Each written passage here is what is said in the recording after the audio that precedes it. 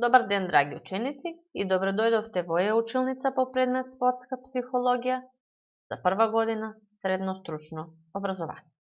Јас сум Јелена Цветановска, се надевам дека ќе поминете убави моменти денеска со мене, усовршувајќи ја содржината, општи карактеристики на врвниот спорт.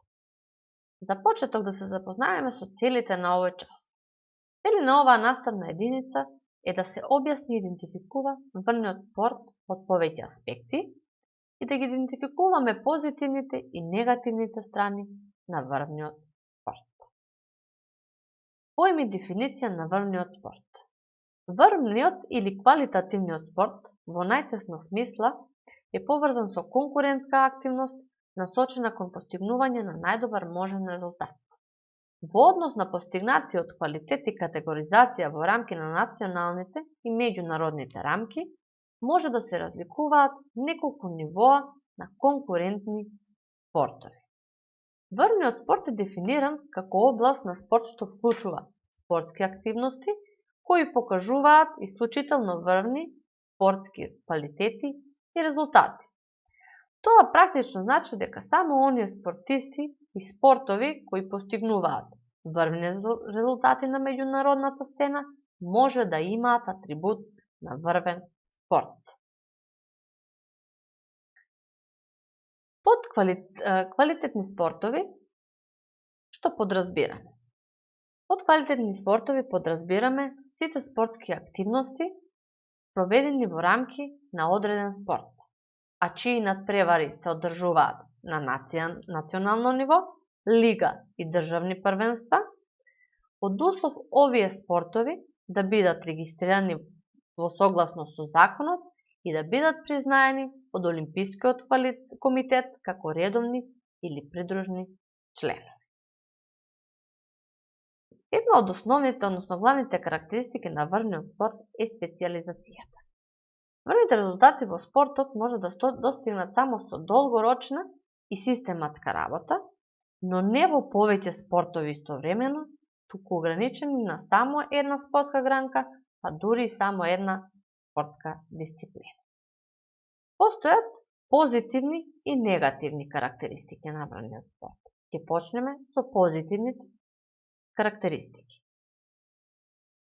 Позитивните социјални и индивидуални карактеристики на врвниот спорт се одразуваат во вредноста на дисциплината што ја бара врвниот спорт.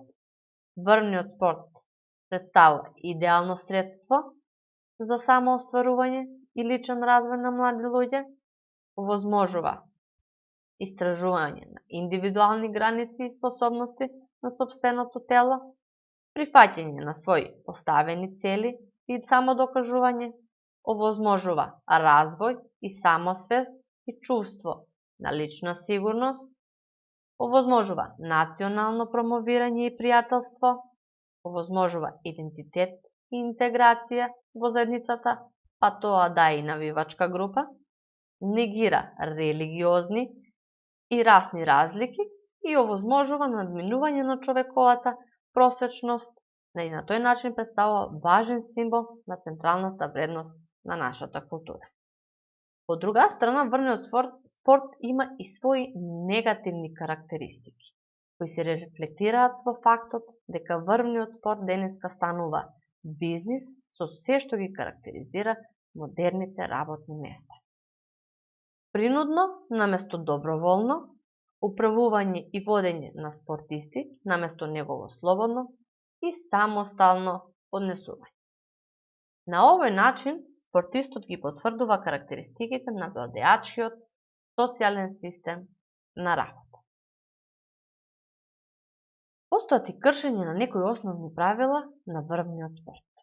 Современиот спорт има своји добри и лоши страни, како што спортистите кои имаат хуманистички позитивни цели, така ги има и оние со други мотиви.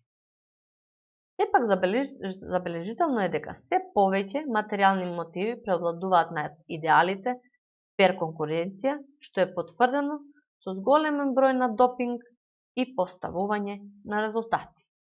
Надпревари и обуки, што представуваат опасност по здравјето на спортистот, грубост и неспортски однос кон противникот, поврзани со навреда и физичка повреда, продажба и размена на спортисти без нивна согласност, представуваат едни од кршењето на правила на врвниот спорт, што всушност треба да бидат начиње за врвниот спорт. Се чини дека врвниот спорт отстапува од своите цели за основните вредности на спортот и се пресели во индустријата за забава каде главна цел е да се победи, постигне врвен резултат и тоа да се комерцијализира и да се продаде колку што е можно поскапо на пазарот. Дополнителни проблеми на врвниот спорт се нехуманиот однос помеѓу противниците, односно губитниците и победниците, мешањето на политиката во спортот со цел остварување на нејзини нехумани и неповрзани цели со спортските цели, единствен и премногу тесен развој на личноста на врвниот спортист. Ви благодарам за вниманието, се надевам дека уживавте, имете среќно и успешно учење до следното видео.